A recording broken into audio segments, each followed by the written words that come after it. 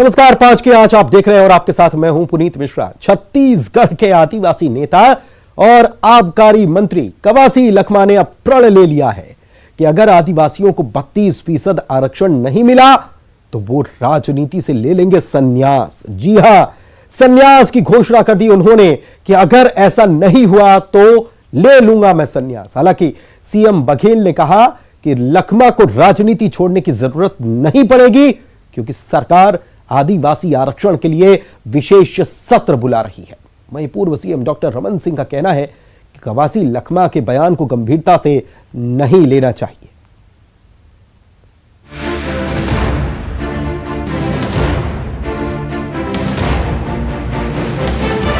छत्तीसगढ़ के आदिवासी नेता और कैबिनेट मंत्री कवासी लखमा ने 32% आदिवासी आरक्षण की मांग को लेकर बड़ा ऐलान किया है। लखमा ने भीष्म प्रतिज्ञा ली है कि अगर सूबे में आदिवासियों को 32% आरक्षण नहीं मिलता तो वो राजनीति से ही संन्यास ले लेंगे। लखमा ने कहा कि इस मुद्दे को लेकर वो राष्ट्रपति तक जाएंगे, लेकिन फिर भी अगर बात नहीं बनी तो वो राजनीति छोड़ देंगे। कवासी लखमा का ये बड़ा बयान उस वक्त आया जब भूपेश कैबिनेट ने 32% आरक्षण पर एक बड़ा फैसला लिया है। खबर है कि कैबिनेट ने 32% आदिवासी आरक्षण को मंजूरी दी है। वहीं ओबीसी को 27%, एससी को 13% और ईडब्ल्यूएस को 4% आरक्षण को लेकर सरकार विधेयक ला सकती है। हम रोज जब से मैं नहीं, मेरा सरकार, मेरे मुख्यमंत्री आदिवासी भाई लोग से लगातार बैठ के लगातार सुझाव, उन्हीं का सुझाव के माध्यम से हम कर्नाटक तमिलनाडु गए, उन्हीं का सुझाव के माध्यम से उन लोगों का मांग था विधानसभा लगाओ, विशेष विधानसभा। उससे बढ़ के क्या करना है? हम 1 तारीख और 2 तारीख को उसको कानून बनाएंगे, उनको पास करवाएंगे। यदि आरक्षण का लाभ नहीं दिला पाए तो क्या करेंगे आप? हम राज्यपाल के साथ राष्ट्रपति के पास और सुप्रीम कोर्ट तक लड़ेंगे।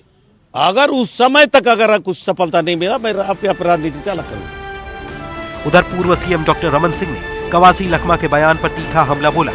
रमन सिंह ने कहा कि लखमा के बयान को गंभीरता से नहीं लेना चाहिए। होगा या होगा, संन्यास लेने की बात क्यों कर रहे हैं? वो उनके बयान को कोई गंभीरता से बहुत लेता नहीं है। वो कब कौन सा बयान देंगे और कब पलट जाएंगे, तो उनके बयान को इतना गंभीरता से आप लोग भी मत लिया करो। लेकिन रमन सिंह की इस प्रतिक्रिया पर मुख्यमंत्री भूपेश बघेल ने करारा जवाब दिया है। सीएम ने आदिवासी आरक्षण में कटौती के लिए तत्कालीन रमन सरकार को जिम्मेदार बताया और कहा कि कवासी लखमा को इस्तीफा नहीं देना पड़ेगा क्योंकि हमने इसी मसले पर विशेष सत्र बुलाया है। रमन सिंह जी सच में 2004 से 3 से लेके 12 तक के आरक्षण लागू नहीं किया था, और किया तो हाई कोर्ट में टिक नहीं पाया। हम लोग आरक्षण के लिए विशेष सत्र बुला रहे हैं। तो कवासी लखमा जी को इस्तीफा देने की जरूरत नहीं पड़ेगी। कांग्रेस की सरकार आदिवासियों के साथ हमेशा खड़ी है। जाहिर है 32% आदिवासी आरक्षण सिर्फ आदिवासियों की मांग तक सीमित नहीं, बल्कि चुनावी सीजन में सूबे की सियासत का एक बड़ा मुद्दा बन चुका है। ऐसे में सरकार जल्द ही विशेष सत्र में आदिवासी आरक्षण को लेकर विधेयक पेश कर सकती है। माना यह भी जा रहा है कि सत्र में सिर्फ आदिवासी नहीं बल्कि एससी और ओबीसी वर्ग को साधने की कोशिश भी होगी। रायपुर से न्यूज 18 के लिए ममता लांजेवार के साथ ब्यूरो रिपोर्ट, न्यूज 18। और इसी मुद्दे पर चर्चा करने के लिए देवलाल ठाकुर बीजेपी के प्रवक्ता हमारे साथ जुड़ चुके हैं। स्वागत आपका देवलाल जी। और साथ ही में जुड़े हैं घनश्याम राजू तिवारी, आप कांग्रेस के प्रवक्ता हैं। घनश्याम जी, आपका भी बहुत स्वागत है। सबसे पहले ठाकुर साहब, मैं आप ही के पास आता हूं। कवासी लखमा कह रहे हैं कि मैं राजनीति से संन्यास ले लूंगा अगर 32% आरक्षण नहीं होता है। मुख्यमंत्री कह रहे हैं कि उनको इस्तीफा देने की जरूरत नहीं पड़ेगी, विशेष सत्र हम बुला रहे हैं। कैबिनेट में भी फैसला हो गया है, ऐसी खबर आ रही है। तो ऐसे में पूर्व मुख्यमंत्री डॉक्टर रमन सिंह का यह कहना कि उनके बयान को गंभीरता से लीजिए या मत लीजिए, इसके मायने क्या है? क्योंकि यह तो विशेष सत्र जो होगा तब बहुत सारी चीजें साफ हो जाएंगी कि गंभीरता से कितना लेना है, कितना नहीं लेना है। देखिए, अगर पूर्व मुख्यमंत्री जी ऐसा कह रहे हैं गंभीरता से लेना है, नहीं लेना है, उसका कारण ये भी हो सकता है कि ये जो फैसले हैं, सियासी फैसले और प्रशासनिक फैसले, दोनों में काफी अंतर होता है। 32% आरक्षण आदिवासियों के मुहैया था, जिस पर अन्य वर्गों ने, जिन वर्ग के लोगों ने रोक लगाने के लिए कोर्ट गए, उनको एक कांग्रेस के लोगों ने कैबिनेट मंत्री में दर्जा भी दे दिया। तो उनकी मंशा इससे साफ हो जाएगी। आज आप 32% आरक्षण को बचाने के लिए फिर से वही चीजों का इस्तेमाल करते कि 32% आरक्षण को बचाने के लिए आप अध्यादेश लाते, तो उसमें हो सकता है कुछ न कुछ फैसला प्रशासनिक रूप से भी आपके पक्ष में हो सकता है। लेकिन आप उस आरक्षण को बचाने की बात नहीं कर रहे, उस प्रदेश की आरक्षण व्यवस्था को फिर से जनगणना के अनुपात में अन्य वर्गों के साथ एक दूसरे को मिलाकर यहाँ के जाति से जाति और वर्ग से वर्ग को लड़ाने का कार्य फिर से कर रहे हैं। इससे आदिवासियों का आरक्षण नहीं बचेगा, क्योंकि आपने पहले ही जो सुप्रीम कोर्ट में याचिका लगाई है उसमें अभी तक नोटिस भी जारी नहीं हुआ है और सुप्रीम कोर्ट ने आपके स्थगन आदेश को भी अमान्य कर दिया है। तो कहीं ना कहीं से जो प्रशासनिक परिस्थितियां हैं, जो कानून के जानकार होंगे वो बहुत अच्छे से समझ रहे हैं कि इस प्रदेश के जो मुख्यमंत्री हैं, जो कूट रचित दस्तावेज पेश करने के माहिर खिलाड़ी माने जाते हैं, क्योंकि ये जब राजनीति में भी आए थे तो कूट रचित दस्तावेज सफेदा लगाकर अनंत राम वर्मा की टिकट को काटकर अपना नाम लिखकर इस राजनीति में पदार्पण हुआ है। तो प्रदेश के लोगों को भली भांति से परिचित है इस प्रदेश के जो मुख्यमंत्री है इनके कारनामों से। तो निश्चित ही आने वाले समय में वर्ग संप्रदाय और जाति से जाति की लड़ाई की ओर ये मुख्यमंत्री ढकेल रहे हैं और आदिवासियों को इससे लाभ नहीं होने वाला। तो फिर से पुरानी पद्धति, आप नया आरक्षण कुछ नहीं दे रहे हैं। आपने जो वर्ग, जो खांडी जी ने जो आपके याचिका लगाई, जिसको कांग्रेस में आपने कैबिनेट मंत्री का दर्जा दिया है, उनका आरक्षण तो यथावत वहीं पर फिर से आके टिक रहा है। तो कोर्ट के सामने तो वैसे ही जीरो हो गया कि जिस वर्ग के कारण हमने 32% आरक्षण को अमान्य कर दिया, जिस याचिका के कारण अमान्य कर दिया, उसको फिर से आप पुनः ही वैसे करेंगे तो अमान्य की स्थिति फिर से संकट आदिवासियों पर आ जाएगा। और आदिवासी समाज का ये छत्तीसगढ़ प्रदेश है, लेकिन आदिवासी समाज सहृदय सबको स्वीकार किया है, सबका हक और अधिकार को सुरक्षित तो आप ये करता है। अगर मैं आपकी बात को समझूं देवलाल जी, अगर मैं आपकी बात को समझूं तो आप ये कहना चाह रहे हैं कि जिन्होंने इस 32% को चुनौती दी थी उनको कैबिनेट मंत्री का दर्जा देकर ये चाहती नहीं थी सरकार कि 32% मिले, और अब फिर वापस सरकार उसी लाइन पे आ गई है कि 32% दिया जाए। तो ये मुझे समझ में नहीं आता कि एक राजनीतिक दल क्या ऐसी बेवकूफी कर सकता है।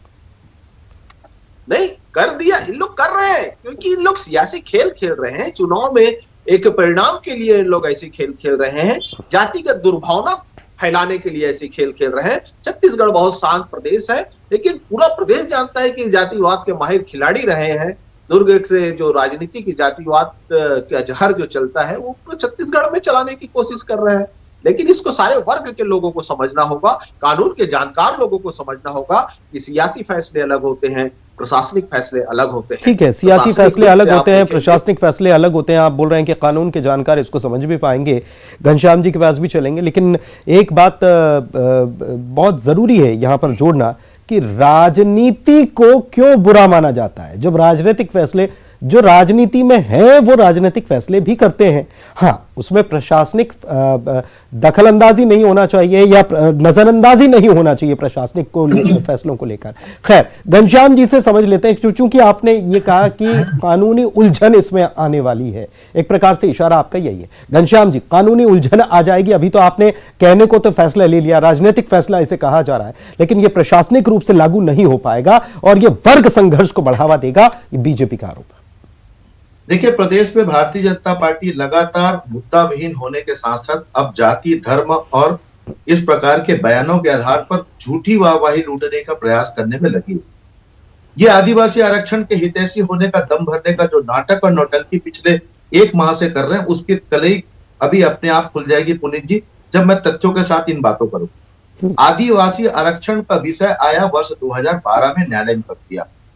2012 से 2018 तक 6 साल प्रदेश में डॉक्टर रमन सिंह जी की और भारतीय जनता पार्टी की सरकार, इन्होंने एक ननकीराम कमेटी का गठन किया जो इस आरक्षण को लेकर न्यायालय में दलीलें प्रस्तुत करनी थी, और उस कमेटी की रिपोर्टों को इन्होंने न तो न्यायालय में प्रस्तुत किया और न न्यायालय को इन्होंने ये जानकारी दी कि कोई एक आरक्षण को लेकर कमेटी गठित की गई है जो इस पर लगातार जानकारियां एकत्रित करे। ये इन्होंने कमेटियों के गठन की जानकारी छुपाई, ननकीराम कमेटी की रिपोर्ट की जानकारी छुपाई।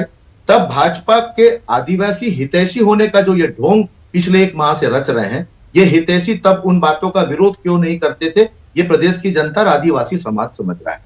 भारतीय जनता पार्टी के लापरवाहियों से 32% के आरक्षण को छीनकर जिस प्रकार से प्रदेश में आरक्षण की ये जो नई विवाद प्रदेश में निर्मित हुई है पुनीत जी, आज कहीं ना कहीं भूपेश बघेल जी की सरकार 32% आरक्षण के कानूनी अधिकार को आदिवासी समाज को देने के लिए जो नित नए प्रयास कर रही है, जैसा कि आज कैबिनेट का फैसला आया, अब 1 और 2 दिसंबर को विशेष विधानसभा का सत्र बुलाया गया है। मैं एक ही चीज पूछना चाहता हूं, प्रशासनिक फैसले अलग होते हैं, राजनीतिक फैसले अलग होते हैं, ये कहना तो बहुत अच्छी बात है, लेकिन अगर आज आदिवासियों को 32% का आरक्षण मिलने जा रहा है तो क्या भारतीय जनता पार्टी को इसमें कोई आपत्ति होनी चाहिए? क्या उसमें उन्हें टीका टिप्पणी करनी चाहिए? इन्हें तो आभार प्रकट करना चाहिए मुख्यमंत्री भूपेश बघेल जी का, जिनके प्रयासों से, कांग्रेस के प्रयासों से आज छीना हुआ आदिवासियों का अधिकार उन्हें पुनः मिलने जा रहा है। नहीं, और मैं एक बात बड़े दावे के साथ कह सकता हूं, देवलाल ठाकुर साहब इसमें ये बात जोड़ रहे हैं कि कानून के जानकार जो हैं वो इस बात को समझ रहे। सुन तो लीजिए, ये टिक नहीं पाएगा, ये जो आप फैसला ले रहे हैं ताबड़तोड़, ये आगे एग्जिस्ट नहीं कर पाएगा, ये देवलाल जी कह रहे हैं। देखिए, ये टिक नहीं पाएगा, यह कानून उसे स्वीकार नहीं करेगा, ये तमाम कपोल काल्पनिक प्रश्न भारतीय जनता पार्टी ही कर सकती है, जिन्होंने 6 साल आदिवासियों की दलीलें प्रस्तुत करने में नाकामी दिखाई, लापरवाही दिखाई, आज उनका खामियाजा समाज भुगत रहा है। और आज फिर से ये जब उन्हें अधिकार प्राप्त होने जा रहा है तो उस पर भी यह दलीलें पेश कर रहे हैं। तो क्या कानून की जानकारी सिर्फ भारतीय जनता पार्टी के पास है? और अगर है तो 2012 से 2018 तक 6 साल क्या करते रहे? कहां छुपे रहे इनके आदिवासी नेता जो आज धरना प्रदर्शन देके जो नौटंकी कर रहे हैं? ये कहां रहे उस समय? तो राजनीतिक बयानबाजी करके उसके फायदे उठाने का काम प्रदेश में भारतीय जनता पार्टी करने का जो कुंठित प्रयास कर रही है, उसे आदिवासी समाज भी समझ रहा है और छत्तीसगढ़ की जनता भी समझ रही है। और मैं एक बात पुनीत जी कह सकता हूं, न कि आदिवासी समाज, ओबीसी समाज को भी उनके जो अधिकार हैं, उन अधिकारों के लिए भी क्वांटिफाइड कमिटी जो कहीं ना कहीं डाटा तैयार कर रही है। हमारा मूल मंत्र है सबका साथ सबका विकास। इसका आधार यह है कि जिसे जो अधिकार कानून में प्राप्त है, संविधान में प्राप्त है, उनको उनका अधिकार मिलना चाहिए। उसे छीनने का प्रयास जो भी करेगा, कांग्रेस उसके खिलाफ सड़क से लेकर सदन तक लड़ रही है और आगे भी लड़ेगी। लेकिन आदिवासियों को गुमराह करना भारतीय जनता पार्टी बंद करे। उनकी करनी 2012 से 2018 32%, 27%, 13% और 4%, ये अगर हम जोड़ लेंगे तो जो इंदिरा साहनी केस में सुप्रीम कोर्ट की तरफ से कहा गया, ये तो बहुत आगे निकल जाएगा। तो जिस क्वांटिफाइड डेटा की आप बात कर रहे हैं, वो डेटा तैयार है क्या? निश्चित तौर पर उसमें काम जारी है, बहुत जल्दी उसमें निर्णय होंगे, आप देखिएगा। ये छत्तीसगढ़ में पहली बार है, 15 साल सत्ता पर रही भारतीय जनता पार्टी, कभी इन्होंने इस प्रकार के आरक्षण की व्यवस्थाओं के लेकर कोई काम नहीं किया। लेकिन आज 4 साल में भूपेश बघेल जी की सरकार ने हर वर्गों को उनके अधिकार दिलाने के लिए जो ईमानदार प्रयास किए हैं, जो हम आपके सामने परिणित होंगे, उस पर जो भारतीय जनता पार्टी की बयानबाजी हो रही है, उसको वो समाज भी देख रहा है और प्रदेश की जनता भी देख रही है। ये घड़ियालू आंसू बहाने वाले लोग अब इस प्रकार की पहली फुसली बातों से प्रदेश की जनता को फुसला नहीं सकते। ठीक है, देवलाल जी क्या कहेंगे? आपने सुना घनश्याम जी को, और ये अब बीजेपी जो बार बार ये कह रही थी, इस बड़े मुद्दे को उठा रही थी, सियासी लिहाज से भी बहुत जरूरी था, जाहिर सी बात है, हाल ही में एक उपचुनाव होने जा रहा है और उसके बाद विधानसभा के चुनाव भी है, और बीजेपी बहुत अच्छे से समझ रही थी कि एक बड़ा मुद्दा है। लेकिन क्या ये पासा उल्टा पड़ गया? देखिए, पासा उल्टा पड़ने जैसी कोई बात नहीं। भारतीय जनता पार्टी हमेशा आदिवासियों के साथ रही है। 32% का आरक्षण जो आदिवासी समाज को दिया गया, वो भारतीय जनता पार्टी के तत्कालीन मुख्यमंत्री डॉक्टर रमन सिंह जी के द्वारा दिया गया। अब ये कह रहे हैं कि भारतीय जनता पार्टी आदिवासियों के साथ है नहीं। अरे हम थे करके तो 32% आरक्षण दिए, और मैं स्वयं आदिवासी समाज का प्रतिनिधित्व करता हूँ, आदिवासी समाज से आता हूँ। मैं इस बात की दुख और पीड़ा मेरे मन में इसी बात के लिए है कि आप 32% जो आरक्षण हमें मिला हुआ था, उसको बचाने में आप कामयाब नहीं हो पाए। 6 साल हमारी सरकार रही, आदिवासियों के आरक्षण में कहीं पर भी कोई विषय नहीं आया। आपके हाथों में 4 साल से आपके पास 32% आरक्षण को बचाने के लिए, आपको दलील रखने के लिए 4 साल का समय मिला था। लेकिन मैं आपके चैनल के माध्यम से इसलिए और कहना चाहता हूं कि जाति से जाति, जातिवाद की राजनीति चल रही है। आप देखेंगे कि छत्तीसगढ़ की राजनीति में, छत्तीसगढ़ की सरकार में जो एडवोकेट जनरल है, वो आज तक छत्तीसगढ़ सरकार में कोई भी केस को नहीं जीत पाए हैं, ठीक से सरकार का पक्ष नहीं रख पाए हैं। यहाँ पर एक बार फिर आपको याद दिलाना चाहूंगा कि पूर्व में इन्हीं की सरकार के द्वारा कनक तिवारी जी को महाधिवक्ता बनाया गया। सिर्फ जातिवाद के कारण, कि पंडित है, इस कारण से उसको हटाकर अपने जाति के लोग वकील को आपने महाधिवक्ता बना दिया। क्यों बनाया आपने? आज तक वो आदिवासियों के पक्ष में भी अच्छा पक्ष नहीं रख पाए। शायद कनक तिवारी जी रहते तो आदिवासियों का आरक्षण बच भी जाता। आपने कहीं पर भी अच्छा वकील नहीं खड़ा किया जो ज्ञानवान हो। आपने भ्रष्टाचारियों को बचाने के लिए बड़े बड़े वकील करते हैं, आपके पार्टी में बड़े बड़े वकील हैं। लेकिन जब ये 4 साल, जब ये देवलाल जी देखिए 4 साल, जब आप 4 साल के उस पर सवाल उठाते हैं तो उसके पहले के 6 साल पर ठीक है, उस वक्त फैसला भले ही ना आया हो, लेकिन उन 6 सालों में हुआ क्या, उस लड़ाई को आप कहां तक ले गए, ये बहुत जानना बहुत जरूरी है। और देखिए ये जवाब अभी तक आता नहीं है, क्योंकि अगर घनश्याम जी की बात को हम मान लें तो उन्होंने ये कहा कि आपने कोर्ट में ये तक नहीं बताया कि हमने एक कमेटी का गठन किया है, ननकी राम कमेटी है, इसका गठन हमने किया है, ये कोर्ट को नहीं मालूम था। तो ये तो बहुत बहुत गंभीर मामला है। ये तो आप ही के शासनकाल में कमेटी बनती है, और अगर आप उसकी जानकारी कोर्ट में नहीं देते हैं तो इससे तो यह पता चलता है कि आपने कोर्ट में इस मामले को बहुत हल्के में लिया। देखिए, ननकी राम की कमेटी बनी नहीं बनी, कांग्रेस के लोग कितना जानते हैं मेरे को मालूम नहीं है, लेकिन जो भारतीय जनता पार्टी के शासन में अपना पक्ष रखने पर कहीं पर भी कोई कमी नहीं की। अभी 4 साल की अपनी नाकामी को हमारे ऊपर फिर से थोप नहीं सकते। हमारी तो सरकार नहीं, आप हमें अभी सरकार में ला दीजिए, आदिवासियों का 32% आरक्षण देख लीजिए कैसे मिलेगा। आपको सिर्फ सियासी खेल खेलने के लिए, अब कवासी लखमा जैसा आदमी वो कितना आरक्षण की बात को समझता होगा, आरक्षण मिल रहा है यही उसके लिए बहुत है। अरे आज आप जब तक अक्षर पढ़ेंगे नहीं, समझेंगे नहीं, तब तक आप कैसे जान पाएंगे। आज इन लोगों ने प्रदेश के लोगों को गुमराह किया। मैं आपके न्यूज 18 के माध्यम से, लेकिन एक मिनट देवलाल जी थोड़ा मेरा सवाल, देखिए समय थोड़ा सा कम है इसलिए मैं आपसे सवाल कवासी लखमा जैसा आदमी से मतलब आपका क्या है? एक मंत्री है, चुने हुए जनप्रतिनिधि है, आरक्षण मिल गया वही बहुत है, इसके मायने क्या?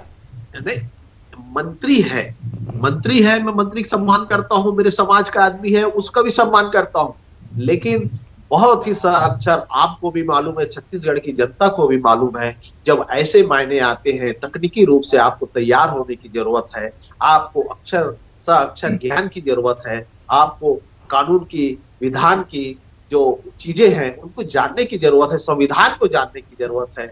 आप अंतर्मन से अगर इसको नहीं जानेंगे तो कोई भी इस प्रदेश के मुख्यमंत्री जैसा आदमी आदिवासियों के साथ खेल खेल सकता है। इसलिए आदिवासियों को पढ़ने लिखने की आवश्यकता है।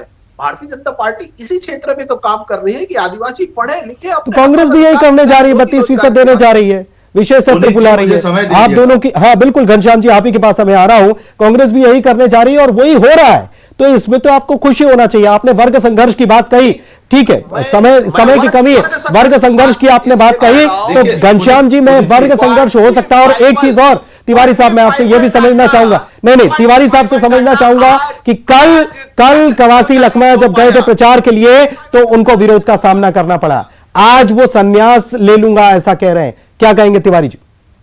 देखिए पुनीत जी, मैंने जैसे पहले ही कहा, हर समाज के अधिकारों के लिए, संवैधानिक अधिकारों के लिए हम कटिबद्ध हैं, हम प्रतिबद्ध हैं। आदिवासी समाज के शिक्षा पर प्रश्न उठा रहे हैं देवलाल जी। मुझे दुर्भाग्य लगता है इस बात का, 15 साल प्रदेश में भारतीय जनता पार्टी की सरकार रही और आज कहीं ना कहीं उस पर शिक्षा के विषय बात कर रहे हैं, तो मुझे ऐसा लगता है, अरे सुन लीजिए भाई, सुन लीजिए पुनीत जी, ऐसे नहीं होगा। ठीक है देवलाल जी सुन लेने दीजिए प्लीज, समय यही समाप्त हो रहा है। बोलिए तिवारी जी अपनी बात बोलिए। 2012 से 18 के विषय पर जो प्रश्न आपने किया, ये देवलाल जी बता नहीं पाए क्योंकि ये तो कांग्रेस में थे, इन्हें तो जुम्मा हुआ है भी भारतीय जनता पार्टी में प्रवेश किए, तो ये बहुत ज्यादा कितने ईमानदार है भारतीय जनता पार्टी के प्रति मैं नहीं जानता, लेकिन आदिवासी समाज के विषय पर बात करूं, मंत्री कवासी लखमा जी के नेतृत्व पर बात करूं, जो इन्होंने प्रश्न उठाया है एक आदिवासी अनपढ़ होने का, तो मैं कह सकता हूं कि देवलाल ठाकुर की बहुत छोटी सोच है। चलिए, उन्हें ठीक, ये शोभा ठीक, नहीं देता ठीक, और ठीक, उन्हें मुद्दों ठीक पर है, बात ठीक है, करनी समय चाहिए। यहीं तक की इजाजत दे रहा, समय यहीं तक की इजाजत दे, क्षमा चाहता हूं आप दोनों से, बहुत बहुत सॉरी सर, समय यहीं तक की इजाजत दे रहा है। बहुत शुक्रिया हमारे साथ जुड़ने के लिए, इस चर्चा में शामिल होने के लिए। इसी के साथ इस चर्चा में इतना ही। नमस्कार।